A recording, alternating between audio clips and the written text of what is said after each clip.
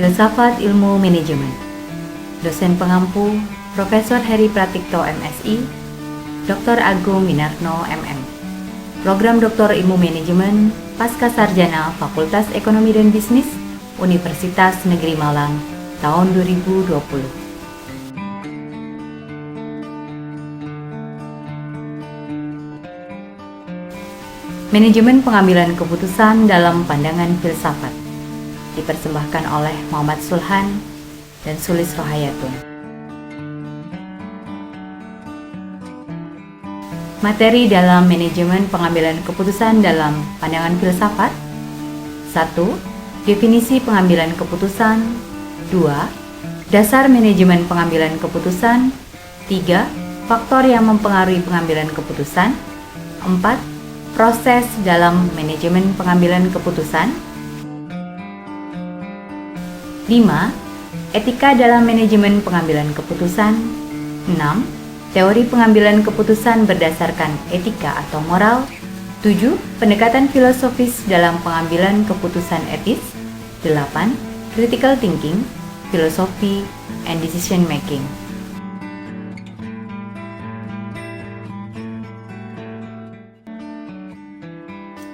Definisi pengambilan keputusan. Menurut Sondang Pesyakian, pengambilan keputusan adalah suatu pendekatan yang sistematis terhadap hakikat alternatif yang dihadapi dan mengambil tindakan yang menurut perhitungan merupakan tindakan yang paling cepat.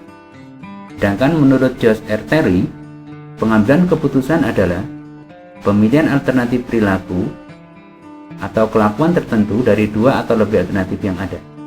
Kemudian menurut James A. F. Stoner, pengambilan keputusan adalah proses yang digunakan untuk memilih suatu tindakan sebagai cara pemecahan masalah. Dan yang terakhir, menurut Nunberg, pengambilan keputusan adalah suatu proses membuat pilihan dari sejumlah alternatif untuk mencapai hasil yang diinginkan. Dasar manajemen pengambilan keputusan. Menurut George R. Terry, menyebutkan 5 dasar atau basis dalam manajemen pengambilan keputusan. Yang pertama, pengambilan keputusan berdasarkan intuisi. Pengambilan keputusan berdasarkan intuisi bersifat subjektif, yaitu mudah terkena sugesti, pengaruh luar, dan faktor kejiwaan lain. Yang kedua, pengambilan keputusan berdasarkan rasional. Keputusan yang dibuat berdasarkan pertimbangan rasional lebih bersifat objektif. Berikutnya, pengambilan keputusan berdasarkan fakta.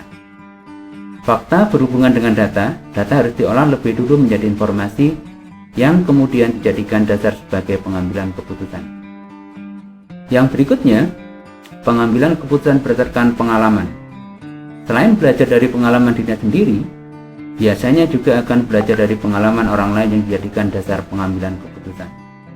Yang terakhir, pengambilan keputusan berdasarkan wewenang. Pengambilan keputusan berdasarkan wewenang memiliki kelebihan yang sifatnya otentik dan juga punya kelemahan yang bersifat rutinitas. Faktor-faktor yang mempengaruhi pengambilan keputusan. Pengambilan keputusan tentunya tidak terjadi secara mendadak dan tiba-tiba. Tentunya pengambilan keputusan melewati proses pertimbangan-pertimbangan tertentu. Pengambilan keputusan paling tidak dipengaruhi oleh beberapa faktor di bawah ini. Yang pertama, tahap perkembangan moral. Tahap penilaian asesmen dari kapasitas seseorang untuk menimbang-nimbang apakah secara moral benar. Makin tinggi perkembangan moral seseorang, berarti makin kurang ketergantungannya pada pengaruh luar, sehingga ia akan cenderung berperilaku etis. Yang kedua, lingkungan organisasi. Kondisi lingkungan organisasional kemungkinan besar dapat menumbuh kembangkan pengambilan keputusan yang sangat etis. Yang terakhir, tempat kedudukan kendali. Tempat kedudukan kendali tidak lepas dengan struktur organisasi. Pada umumnya, individu-individu yang memiliki moral kuat akan jauh lebih kecil kemungkinannya untuk mengambil keputusan yang tidak etis. Tahapan pengambilan keputusan.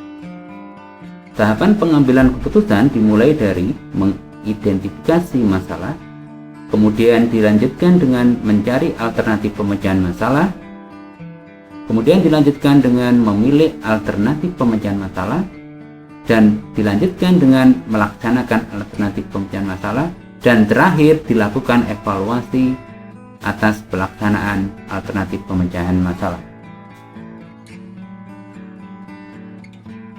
Tahapan manajemen pengambilan keputusan yang pertama adalah perumusan masalah. Perumusan masalah dimulai dengan mengkaji fakta-fakta yang ada. Seringkali hal yang kedengarannya sederhana ini menjadi sumber kegagalan pengambilan keputusan yang benar. Masalah yang sering muncul dalam pengkajian fakta adalah pemimpin dan orang yang ada di sekitarnya sering membaurkan antara fakta dengan tafsiran tentang fakta tersebut. Perumusan masalah juga terkait dengan sudut pandang. Karenanya, beberapa proses harus dipastikan hadir. Perumusan masalah yang baik adalah perumusan masalah yang mengidentifikasikan semua elemen-elemen yang relevan, elemen apa yang absen dan elemen apa yang perlu ditambahkan. Tahapan manajemen pengambilan keputusan yang kedua adalah pencarian alternatif pemecahan masalah. Pencarian alternatif pemecahan masalah meliputi fase-fase berikut. Yang pertama, fase pengumpulan data atau fakta, yang meliputi kegiatan mendefinisikan masalah serta mengumpulkan masalah dan menganalisis data yang penting. Satu cara untuk meningkatkan kemampuan pengumpulan data adalah dengan mulai dulu melihat masalah yang ada secara luas dan kemudian melanjutkannya dengan menentukan sub-masalah yang ada. Dalam hal ini, diperlukan kemampuan untuk membedakan antara gejala dari masalah yang sebenarnya. Fase yang kedua adalah fase penemuan ide, yang meliputi kegiatan pengumpulan ide-ide yang mungkin dipakai dan kemudian mencari ide yang terbaik. Dapat saja berbagai ide yang ada dimodifikasi dan dikombinasikan. Dan fase yang terakhir adalah fase penemuan solusi, yang meliputi kegiatan mengidentifikasi dan mengevaluasi pemecahan yang mungkin dilakukan dan bagaimana cara melakukannya. Kegiatan dalam fase ini meliputi penentuan pendapat, analisis, dan penerimaan atau pemberian kritik. Setiap ide yang ada diberi nilai atau bobot masing-masing. Tahapan manajemen pengambilan keputusan yang berikutnya adalah pemilihan alternatif pemecahan masalah. Setelah masalah dirinci dengan tepat dan tersusun baik, maka perlu dipikirkan cara-cara pemecahannya. Cara pemecahan ini hendaknya selalu diusahakan adanya alternatif-alternatif beserta konsekuensinya, baik positif maupun negatif. Oleh karena itu, seorang pimpinan harus dapat mengadakan perkiraan sebaik-baiknya. Untuk mengadakan perkiraan, dibutuhkan adanya informasi yang secukupnya dan metode perkiraan yang baik. Perkiraan itu terdiri dari berbagai macam pengertian. Yang pertama, perkiraan dalam arti proyeksi. Perkiraan yang mengarah pada kecenderungan dari data yang telah terkumpul dan tersusun secara kronologis. Yang kedua, perkiraan dalam arti prediksi, yaitu perkiraan yang dilakukan dengan menggunakan analisis sebab akibat. Dan yang terakhir adalah perkiraan dalam arti konjeksi. Perkiraan yang didasarkan pada kekuatan intuisi atau perasaan.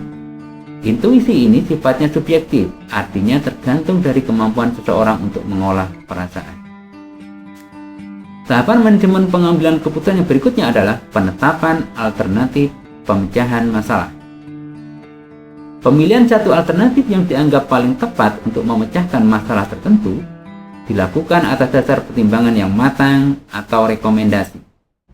Dalam pemilihan satu alternatif dibutuhkan waktu yang lama, karena hal ini menentukan alternatif yang dipakai akan berhasil atau sebaliknya. Pengambilan keputusan oleh pimpinan kaitannya dengan pemilihan alternatif pemecahan masalah akan melibatkan semua pihak yang terlibat di organisasi tersebut. Hal ini karena kekuasaan pimpinan tidak dapat dioperasionalkan apabila tidak didukung dan dibantu oleh seluruh personal yang memiliki pengetahuan dan pengalaman yang berbeda-beda. Oleh karena itu, pimpinan harus mengembangkan konsep kerjasama antar personal agar pelaksanaan alternatif pemecahan masalah lebih cepat dan mudah. Tahapan manajemen pengambilan keputusan yang berikutnya adalah pelaksanaan alternatif pemecahan masalah. Dalam pelaksanaan keputusan, berarti seorang pemimpin harus mampu menerima dampak positif atau negatif. Ketika menerima dampak yang negatif, pemimpin harus juga mempunyai alternatif yang lain. Pelaksanaan pengambilan keputusan sering menjadi masalah karena keputusan yang mesti ditanggapi oleh banyak orang malah ditangani oleh sedikit orang.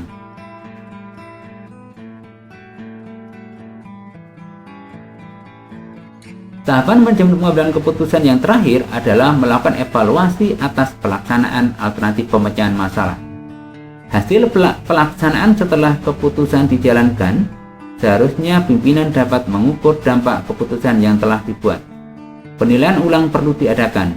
Faktor-faktor penentu yang akan dinilai harus diputuskan sejak awal dan tidak setelah pelaksanaan berjalan.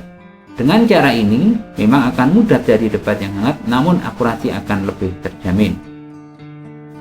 Etika dalam manajemen pengambilan keputusan. Pengambilan keputusan etis dan bermoral harus memperhatikan prinsip-prinsip berikut. Yang pertama adalah autonom. Isu ini berkaitan dengan apakah keputusan Anda menimbulkan kerugian terhadap orang lain. Yang kedua adalah non-malfeasancy. Apakah keputusan akan mencederai pihak lain? Seringkali keputusan menguntungkan salah satu pihak dan mencederai pihak lainnya.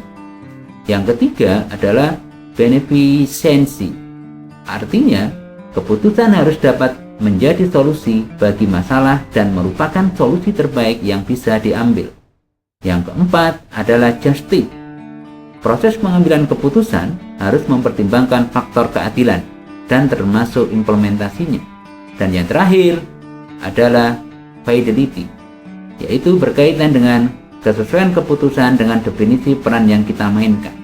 Seringkali ini melibatkan looking at the bigger picture atau melihat secara keseluruhan dan memahami peran Anda dengan baik. Etika dalam manajemen pengambilan keputusan. Pengambilan keputusan yang etis adalah pengambilan keputusan semata-mata bukan karena kepentingan pribadi dari seorang pengambil keputusan.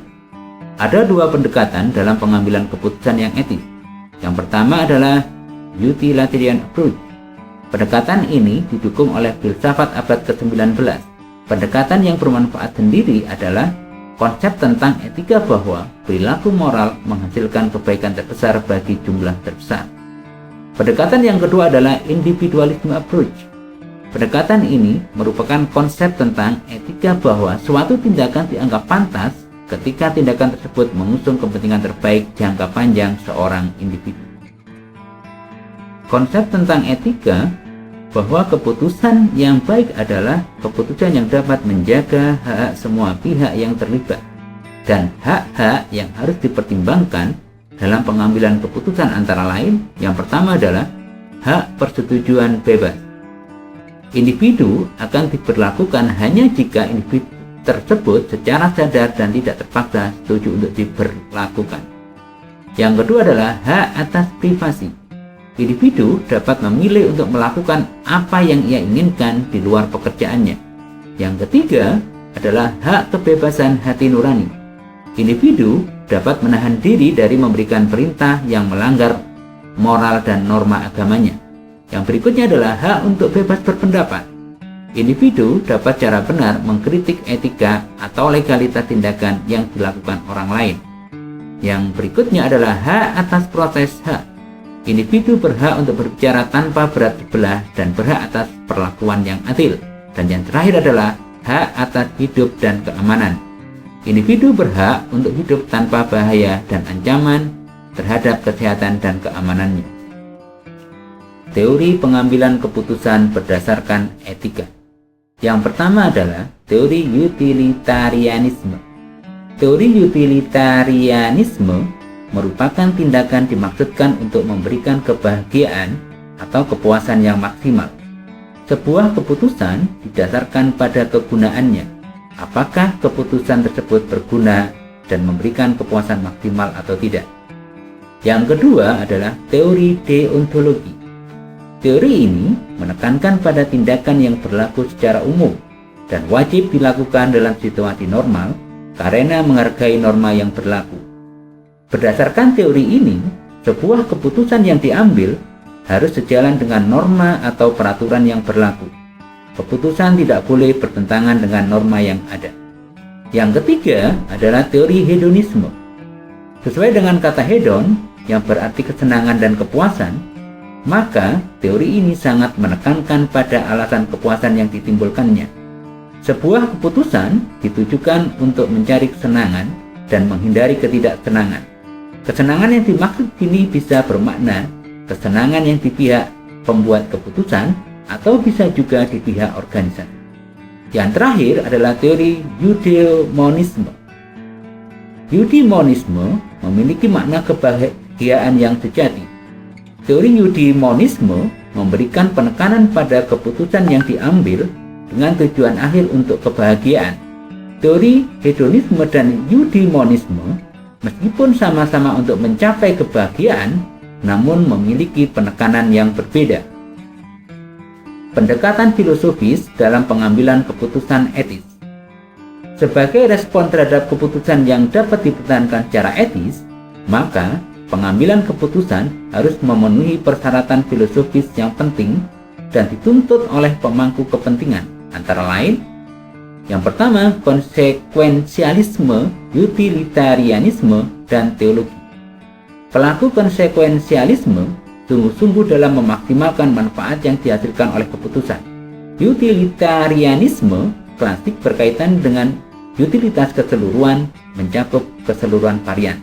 Konsekuensialisme dan utilitarianisme berfokus pada hasil atau akhir dari tindakan, maka disebut juga dengan theological. Deontologi. Deontologi berfokus pada kewajiban dan tanggung jawab yang memotivasi suatu keputusan atau tindakan dan bukan pada konsekuensi atas tindakan. Menambah konsekuensialisme dengan analisis deontologi secara khusus, termasuk perlakuan yang adil, akan menjaga terhadap situasi. Yang terakhir adalah virtue etik atau etika kebajikan. Etika kebajikan berkaitan dengan aspek motivasi dari karakter moral yang ditunjukkan oleh pengambil keputusan. Kebajikan adalah karakter yang membuat orang bertindak etis dan membuat orang tersebut menjadi manusia yang bermoral. Critical thinking, philosophy, and decision making.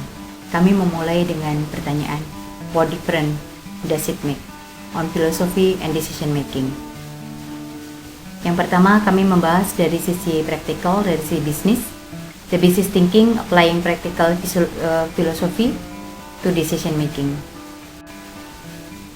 Menerapkan filosofi ke bisnis dapat meningkatkan pengambilan keputusan. Tetapi bagaimana kita dapat menggunakan alat teoritis ini secara praktis? Menurut Brennan Jacobi, founder Philosophy at Work, berpikir pada dasarnya adalah melakukan sesuatu dengan pengetahuan. Kita hidup di era informasi dan bisnis yang dapat melakukan hal-hal yang lebih baik dengan informasi akan memiliki pijakan yang nyata. Filsafat akan segera menjadi bagian penting dari diskusi strategis di setiap tingkatan bisnis. Kita jarang mendengar pembicaraan tentang Socrates atau Aristoteles di ruang rapat. Tetapi Brennan Jacobi memiliki caranya tersendiri, bahwa menurutnya filosofi harus dibawa ke setiap keputusan strategis di tingkatan bisnis. Jacobi menerapkan ada 4 poin bagaimana alat teoritis bisa digunakan dalam praktis menerapkan filosofi bisnis untuk meningkatkan pengambilan keputusan.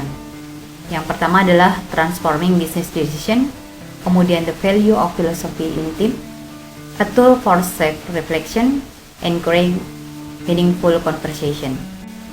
Yang pertama, transforming business decision, mengubah keputusan bisnis. Mengubah keputusan bisnis adalah tentang mengubah kualitas pemikiran yang kita lakukan sehari-hari dengan memasukkan unsur filosofi. Gagasan bahwa filosofi membantu organisasi untuk menantang status quo dan melihat sesuatu secara berbeda bukanlah hal baru. Lagi pula, Bapak Manajemen Peter Drucker digambarkan sebagai Aristoteles modern.